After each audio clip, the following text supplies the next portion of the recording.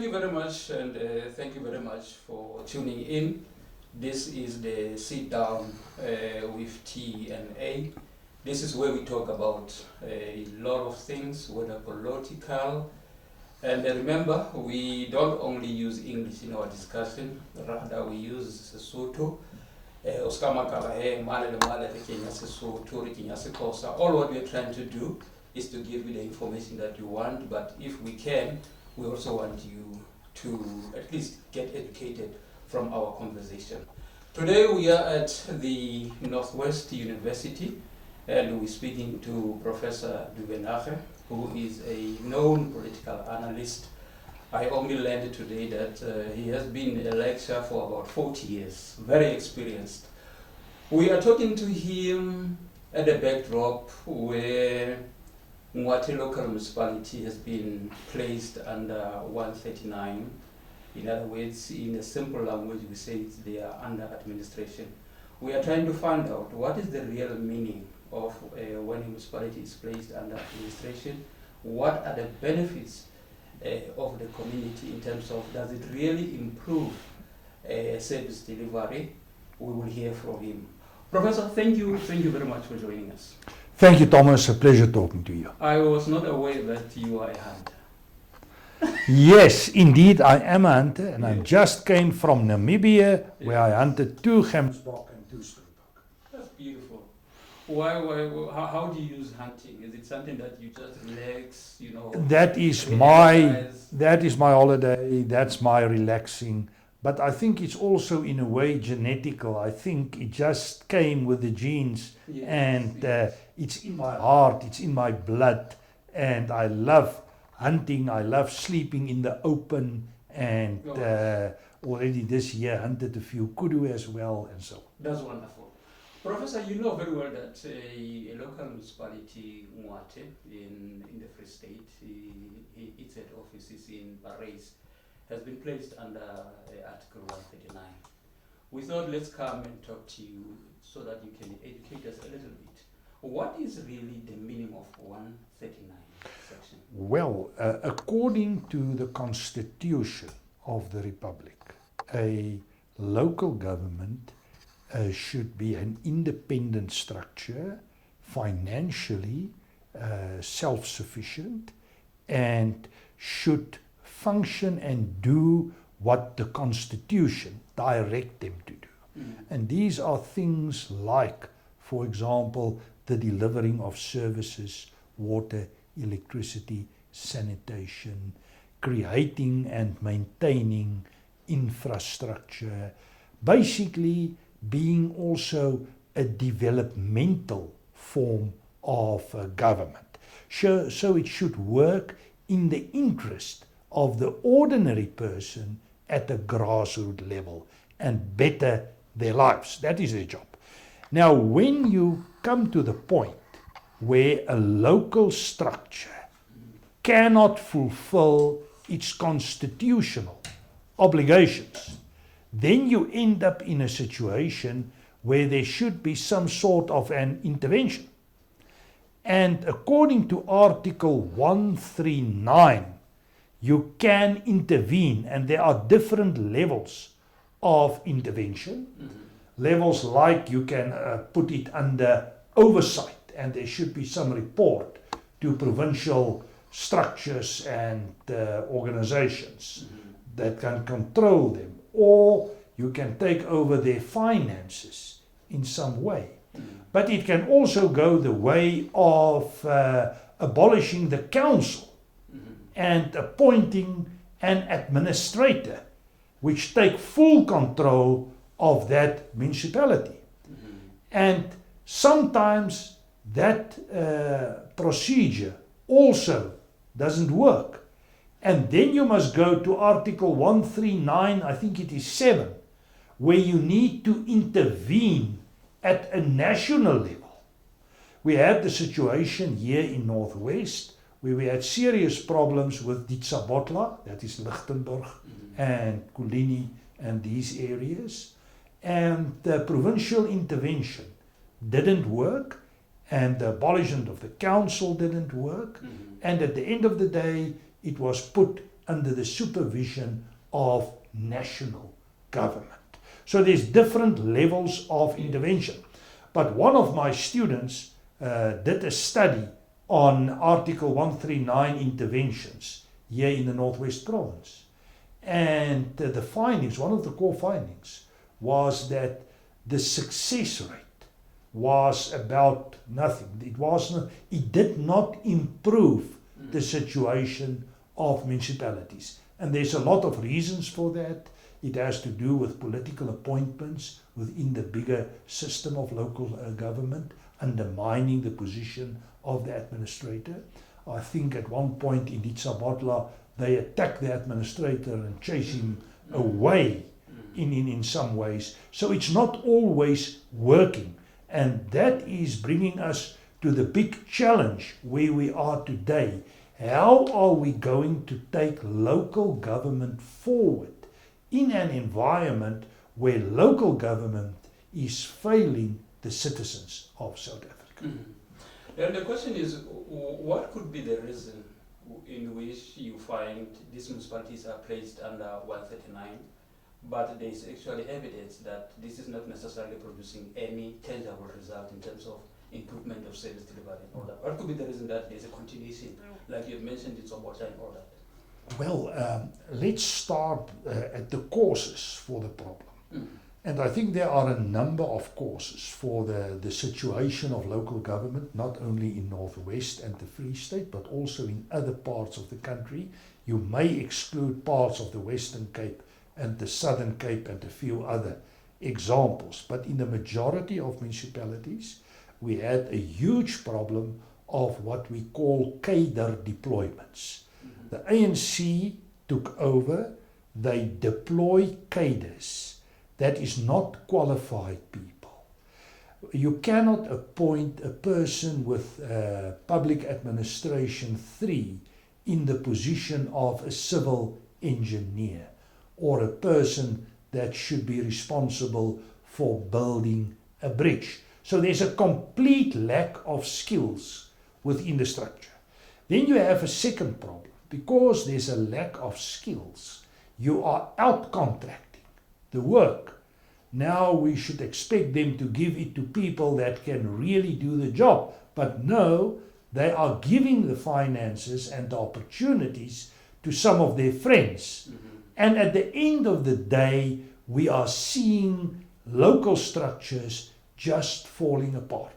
To give you one straight example, I am staying in a complex in Herman Street in Potchefstroom. When you leave for Parys and you look at your right-hand side, you will see a great complex when you are leaving Potchefstroom. Now, our street at the moment has more than, I would say, 100 plus potholes. No one is fixing them. We as a community, the citizens then, come together and we decide we are going to fix that. Mm-hmm. And we are currently busy with that. That's a self-help. That's not to say we do not pay taxes. Mm-hmm. But the government, the local government of Potchefstroom, JB Marks, is failing us. And I believe that to be the case also in Wati.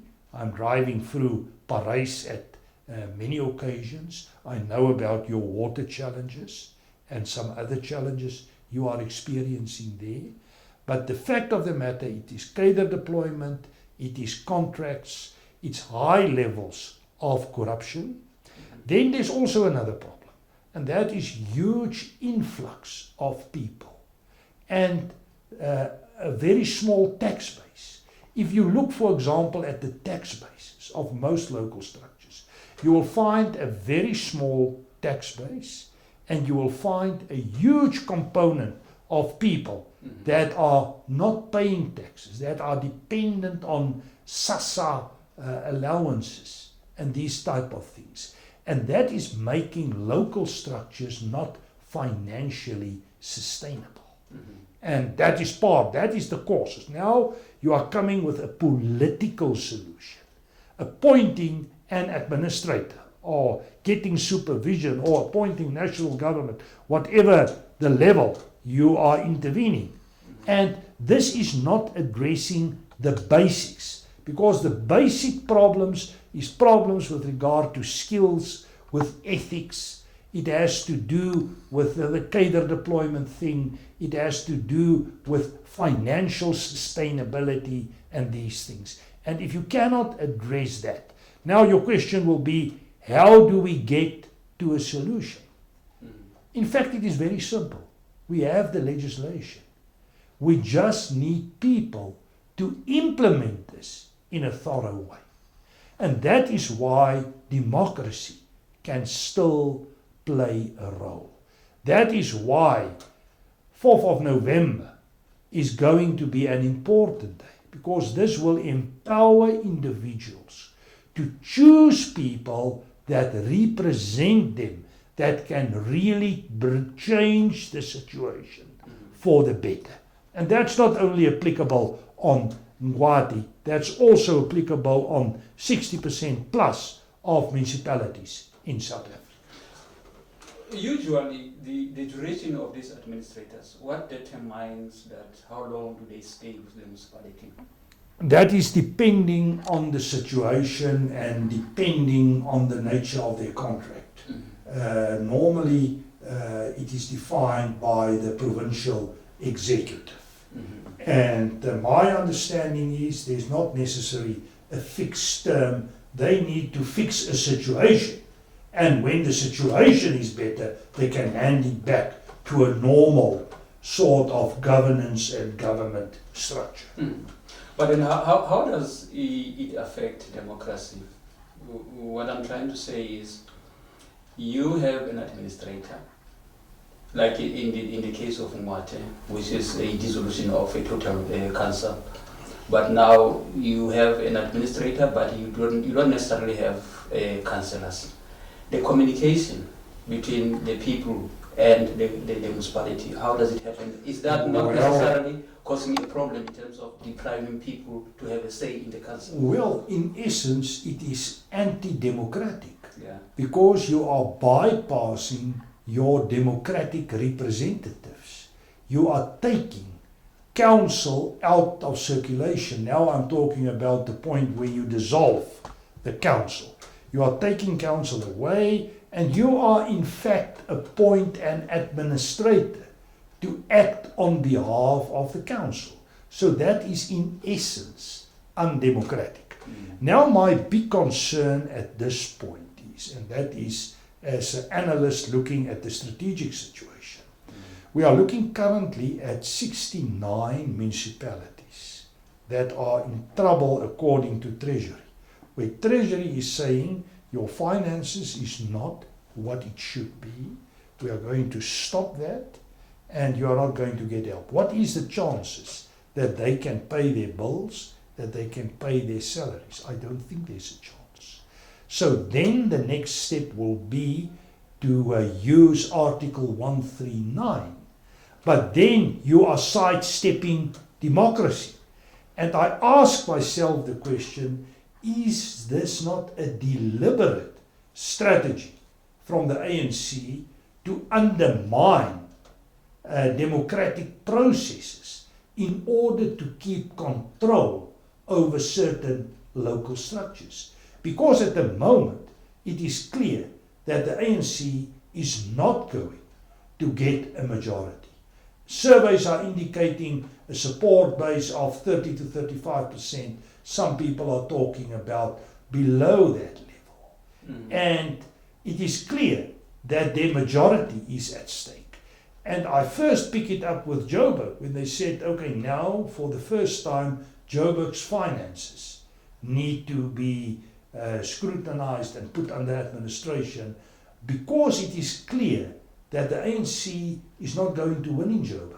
We have seen already in 2021 the support base is dropping. So the point I'm making, are they really using Article 139 to improve municipalities, or are they weaponizing it as a strategy to keep control over municipalities? And to me, that is a huge concern.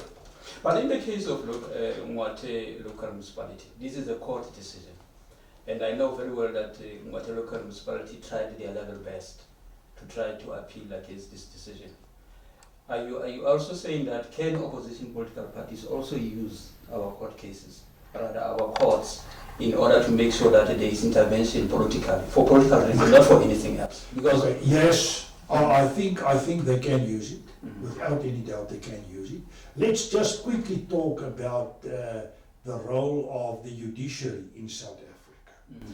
If we have a constitution, and there is an article like Article 139, now we have a crisis in a municipality, you are going the legal way, and the legal process, the judiciary need to interpret the constitution and say this application is in line with the principle of the constitution. So the legal decision is the right one.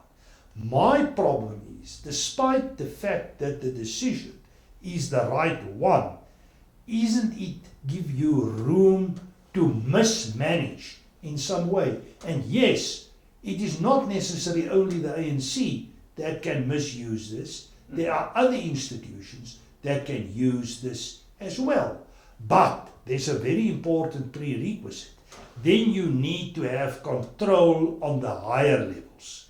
So you need to ask who is going to benefit the most by the decision. And that is the parties controlling the next level, and that is provincial government. So in the Free State it will be the ANC, in Northwest it will be the ANC, but we know coming 2029 election, it may be a different environment. But yes, that is the correct interpretation, and I believe it's the right decision. But it's still giving the ANC control, and hopefully they will appoint a person that will really act in the interest of the people and of the municipality.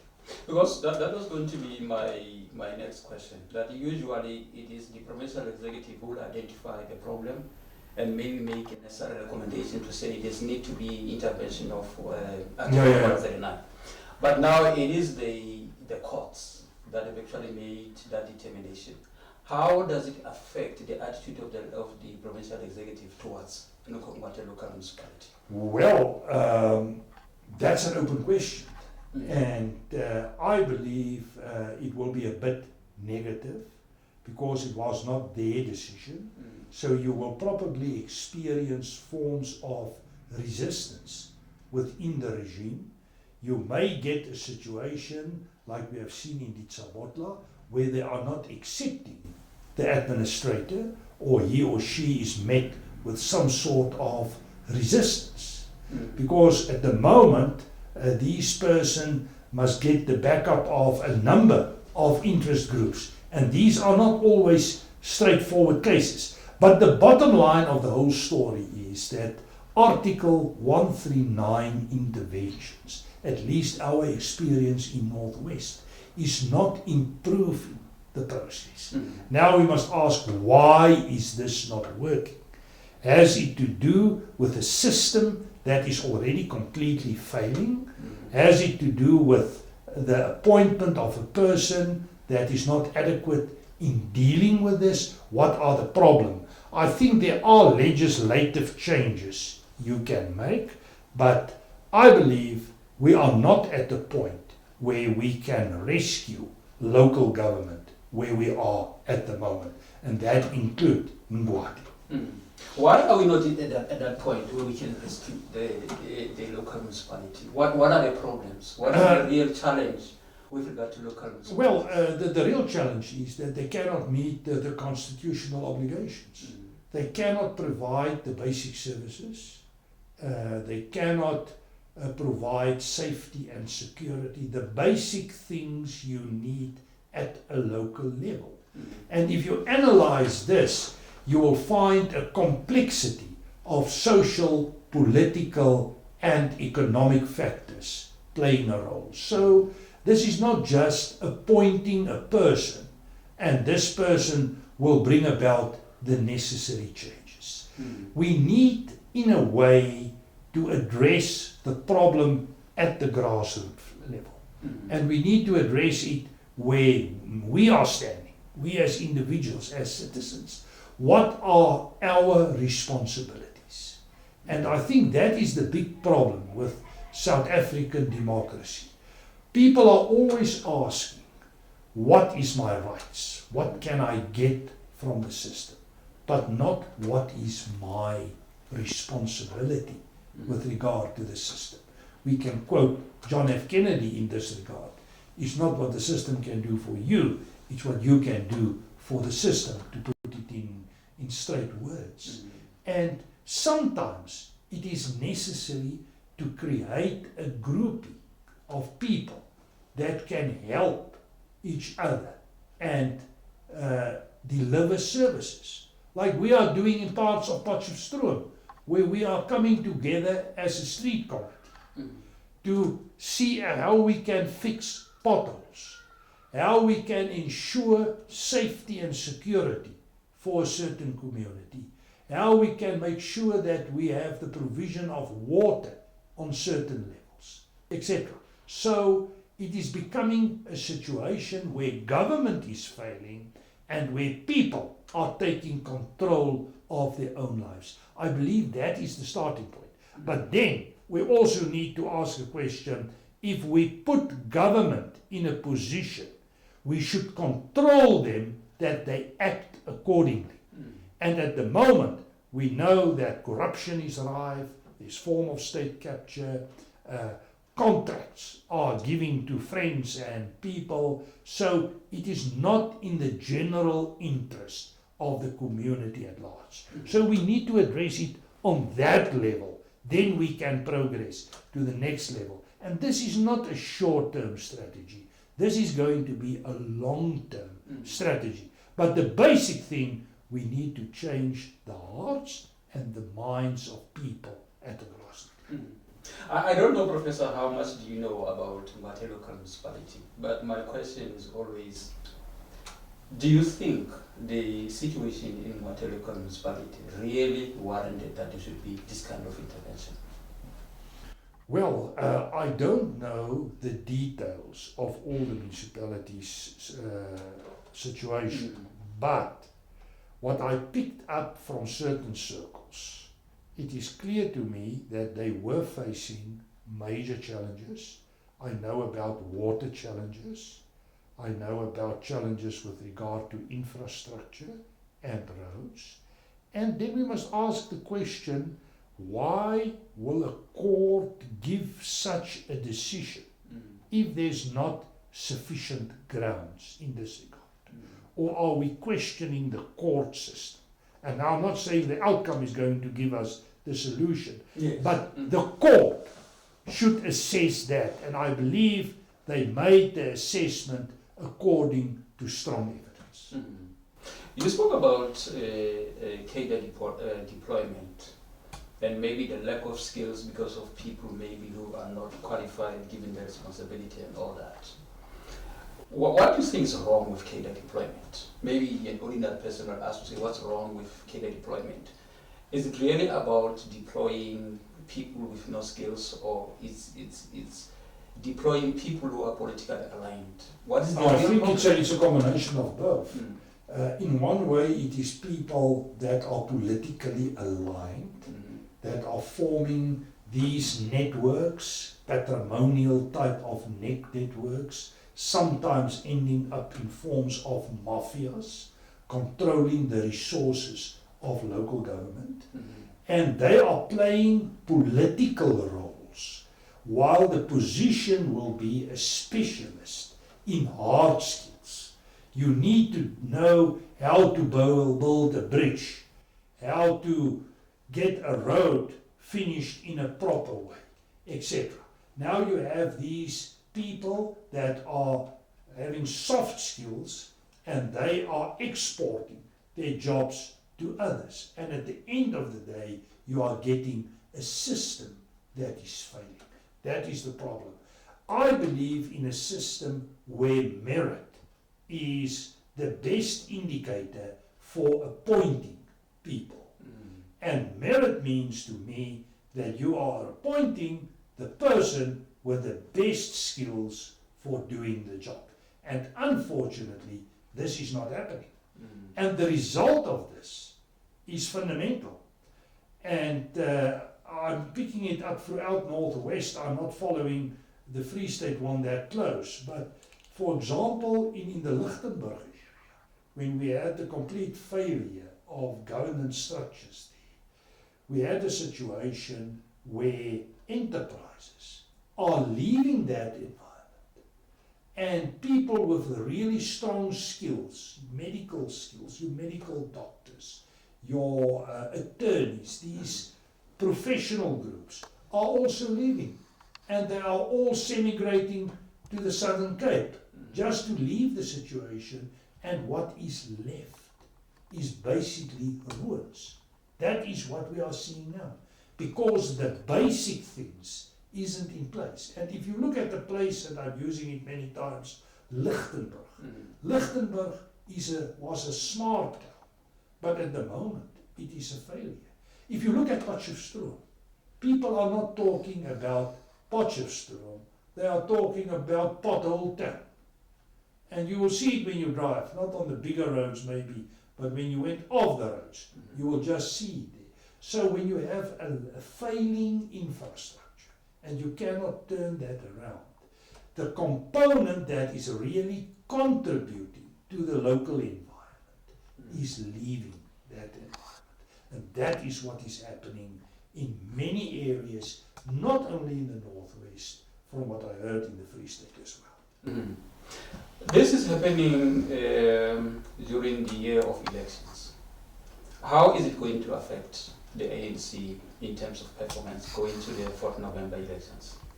Well, the indications at this point, first I must say we are talking about 257 scenarios, and there will be different outcomes for every scenario. But if we talk about general trends, I think the biggest single important trend is that your local, that your ANC is going to lose support. And the ANC is going to lose, I think, the majority of local structures where they had control. They will only have control in parts of the Eastern Cape, maybe parts of Limpopo, maybe some of the rural areas of Northwest, some areas in the Free State. But the rest will be governed by majorities of coalitions. The ANC may still be an important role player, but it will be in a coalition format. Like we see, for example, in Joburg at the moment, you have the ANC, and the ANC is aligning with minority parties. I believe that may be a scenario in many cases. But in some cases, I believe the ANC is not only going to achieve the position of the strongest political party, especially in KZN. I'm picking up a huge trend in the direction of both the MK party as well as the IFP. Are these coalition governments, Professor, really working for the people of South Africa? Given, let's take the scenario of Joburg and in part Pretoria. Are they really working for us as ordinary people? Well, I think at this point we need to be very honest and say it is not working. But we also need to ask the question, why is it not working? And I think there's a number of reasons. The first very important reason is that our constitution was not really written for coalition politics. We need amendments, at least we need legislation that can regulate coalitions. Then, together with that, we need to look at the electoral system. And we need to ask, at what level should we accommodate the party? If they have 0.5% of a support, is that enough? Or do they need 10% support? Because at the moment we have about 500 parties that would like to compete in the election. Now, if you have a local council with 15 or 18 parties, it's not going to be possible to get stability within the system. You need mechanisms like formal contracts, binding, maybe after an election there should be time, let's give them a month or 2 months. They need to establish a formal contract and they need to present it, and that contract should be binding for a certain term. So that you don't have a situation where tomorrow a small party is leaving coalition X to align with the other group to form a new government. You need to stabilize that environment. You need to redefine the threshold of parties entering into that level. I think these are only 2 mechanisms we can use, but we need to stabilize the political process. You cannot work with 20 parties at the local structure if you have 20 members. It just doesn't make sense in that way. You can work with 2 or 3 parties. You can work with 10 plus parties in national parliament with about 400 people. But when it comes to a local structure, it's a completely different thing. But what does it mean? The fact that we don't get outright winners. Does this suggest that our people are beginning to lose confidence in representation of politicians within these councils? Or what does it, what do you read from it? I read a number of things into this. My starting point will be that South Africa is a deeply divided society at the grassroots level. And what we are looking at is that these divisions are reflecting in the political process. So it's part of our reality that we are a society composed by diverse, conflicting and different components in terms of race, class, culture, identity, clan, group, whatever definition you would like to put on it. That's the first point. Secondly, giving the history of decades of poor governance, we are in a situation that people are distrusting government structures. They do not have confidence in the structures of governance. It's interesting that the IEC did a survey about readiness for the election, and they found that about 20%, less than 20% of people nationally had confidence in democratic processes because they do not believe in the systems anymore, because the system aren't producing. Politicians are making promises, but at the end of the day, the people at the grassroots level situation is worse. But if we don't trust the political system, what alternative do we have to that? Well, that's a good question, and that is already happening. In my own environment, we do not trust the political system, and we create alternative, parallel systems to the existing system. We come together, we establish groupings that can look after a road or whatever the case may be. My old student Frans Cronje talk about the politics of enclaves. And if you look at the situation in South Africa, we probably have more enclaves at the moment than during apartheid. If you go into a community, you will find these excluded communities. Around my place, there are 10 feet walls, there are cameras, there are electrical wires, etc. We had a guy standing at the front, allowing people into the complex. I must tell you, there are white, black, and other people, Indian people in that complex, and they are all feeling the same. It's not that there are conflict among these people, but it's a safety precaution. So we're already taking over safety. The official figures are telling me that in South Africa there are more than 600,000 people that are employed in the security industry, while we have something like 150,000 police men and women at the moment. So there's already a shift of doing your own thing a bit outside the system. Then when it comes to water, you are getting your yo-yo tank. When you're getting to electricity, you are getting your own electricity systems in place. So that's forms of self-governance. Where the state cannot provide, you provide for yourself. I'm not even putting on my geyser anymore, even in winter, because I'm making enough energy from the solar panels in order to keep my system going. So I am becoming independent from a state that is not working. But how sustainable is that, given the poverty situation in our country? No, I think it is sustainable. It is sustainable for a certain segment of the community, but not for the whole community, definitely not. It's not sustainable. But this is a result not of groupings trying to do their own thing. This is a result of a system that has become so dysfunctional that people are literally taking initiative in order to bring about their own better situation. Is it dysfunctional beyond repair? Nothing is. Something that we can do to correct the situation. Yeah, we can correct this. We can at least improve the situation. To correct the situation in the full sense of the word is going to be a long-term process. I'm talking about to get Ngwati ready like Potchefstroom. It's not going to be 5 years. It's going to be 10 years.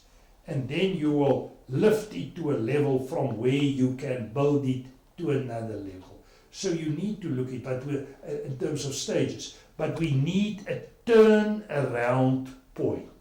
And that is where the political will is kicking in. And my biggest problem in South Africa is, and you can look at the national level, we have the Sereti Commission and we have the Morani Commission and the Yefer Commission and the Zondo Commission, all making paper and huge recommendations. And nothing is happening because there's a lack of political will. And as long as we do not have the political will to bring about the changes, we are not going to correct the situation. We are fast approaching the 4th of November, and I am watching the space. A lot of political parties are introducing, announcing their mayoral candidate. Soon there will be candidates and all that.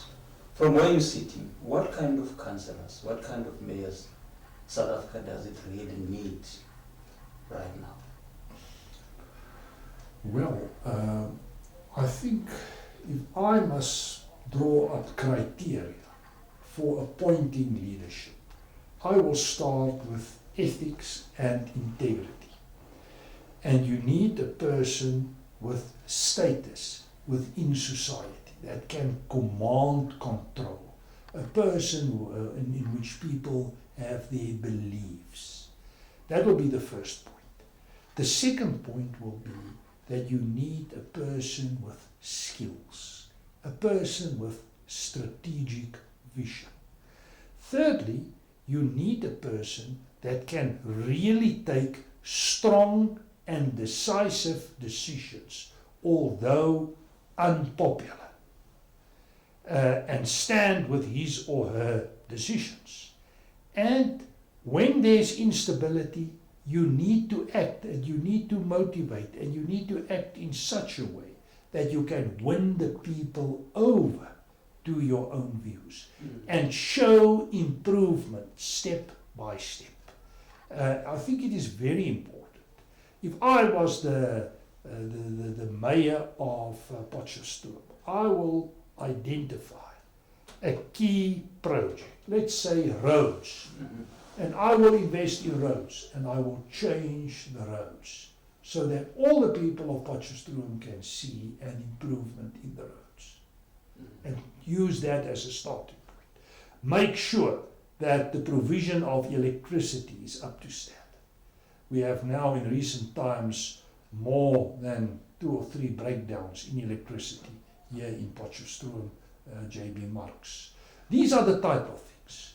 Take initiative. Get people into positions, appoint people that can really make a difference. And make changes with the necessary skills. I think that is important criteria. But in the current political environment, do you think the political parties, do they actually offer the caliber of the people that we've just alluded to? The short answer is I am not seeing them. Maybe there's an exception to the rule here and there. It's normal for political processes not to deliver the best candidates, but a democracy is delivering the most popular candidate. And there's a difference between the best one. But then, the most popular candidate need to appoint the right people within the bigger system that can really make the difference. So it's not about who is the best in politics. It's about who is going to make the best decisions with regard to personnel and other forms of capacity within your local structures. What about ordinary members of society? How then do we influence either the political parties that we belong to, that in actual fact we get the type of quality that you're referring to? What can we do? You can become involved in politics. You can interact in a participatory way and contribute. There are so many ways in which people can participate in South Africa, also in a constructive way. But the most important and the most decisive way is probably to bring out your vote on the 4th of November and make sure you are voting for the best candidate that will achieve whatever you want to achieve. Part of our responsibility, or what we are trying to achieve, it is not just to talk about news, but also to educate people. I know very well there is a concern that South Africans are very reluctant to vote in the local government elections, especially young people and all that. What is it that you want to say to them? Well, the future is in your hands. If you want roads and infrastructure that are functional, if you want ethical governance, if you want merit appointments, if you want a system that can bring about a better life for you and your family, and that can create an environment where enterprises will invest, then you need to vote. Then you need to participate. You cannot allow the luxury not to become part. You need to be responsible and taking responsibility for your own situation and acting accordingly. Professor, thank you very much for giving us this time. We've learned a lot. I hope next time we'll come and debate other issues. Thank you very much. Thank you very much. Having accepted us as our guest today. Thank you very much. Well, thank you very much for watching. I hope, Lelona Lapembo, you are taking something from whatever that we're discussing, the professor, especially section 139, its benefits, all we want to say is, the only thing that we do is to provide a platform. And from there, we're not a information and always. Thank you very much until we see you again.